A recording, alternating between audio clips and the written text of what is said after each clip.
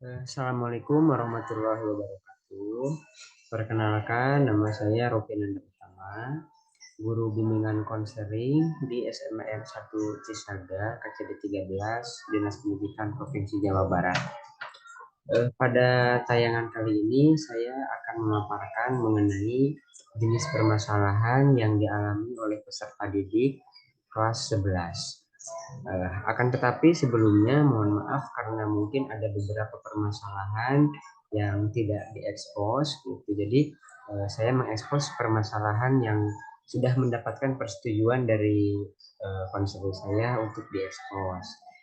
Nah, permasalahan yang dari peserta didik kelas 11 ini merupakan termasuknya itu ke permasalahan pribadi peserta didik, di mana peserta didik yang membutuhkan bantuan layanan konseling pribadi ini berasal dari luar daerah dan bahkan luar pulau, yaitu pindah ke daerah Ciamis pada sewaktu kelas 11. Jadi peserta didik tersebut datang secara sukarela berkunjung ke ruang BK untuk mengungkapkan permasalahan pribadinya.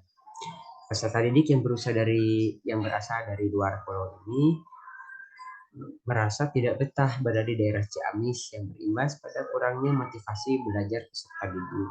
Hal ini dikuatkan dengan kurang aktifnya peserta didik dalam pembelajaran. Jadi terlihat murung, tidak antusias dalam sesi tanya jawab. Nah, ditambah lagi dengan absensi yang kurang bagus. Misalnya ketika ada keperluan keluarga atau halangan lainnya, peserta didik memutuskan untuk tidak sekolah meskipun itu tidak sengaja. Peserta didik berasal dari Medan dan pindah ke daerah Ciamis sekitar 3 tahun lalu karena alasan yang sangat sensitif. Mungkin mohon maaf di sini saya tidak menyebutkan alasannya. Sebetulnya peserta didik enggan pindah ke Ciamis, tetapi karena desakan keluarga dengan terpaksa peserta didik ini ikut pindah. Peserta didik sangat ingin kembali ke daerah asalnya, ke Medan. Akan tetapi situasi kurang mendukung untuk sekedar berkunjung ke sana. Peserta didik terlihat murung di lingkungan sekolah dan lingkungan rumahnya. Jadi tidak di sekolah saja, di lingkungan rumah pun terlihat peserta didik kurang bisa belum bisa beradaptasi dengan lingkungannya. Peserta didik sedikit terobati saat misalnya ada kerabat atau misalnya ada kenalan atau siapa saja yang berasal dari daerah yang sama. Sebagai contoh, ketika ada kerabatnya berkunjung ke daerah Banjar, peserta didik memutuskan untuk tidak sekolah, hanya ingin untuk bertemu dengannya selama beberapa hari.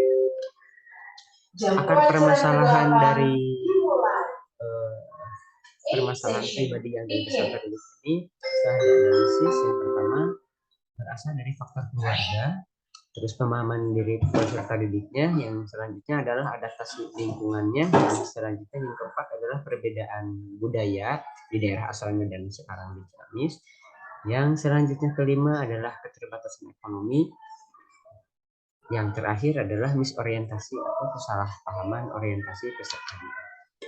Alternatif solusi yang dilaksanakan yaitu dengan memberikan layanan konseling dengan menggunakan pendekatan CCT atau Client Center Therapy. Jadi di sini peserta didik itu sebagai pusatnya gitu. Jadi sebetulnya apa yang menjadi kendala itu sebetulnya diciptakan dari pemikiran atau pemahaman peserta didik itu sendiri, dan bahkan solusi pemecahan masalahnya sendiri itu ada di peserta didiknya.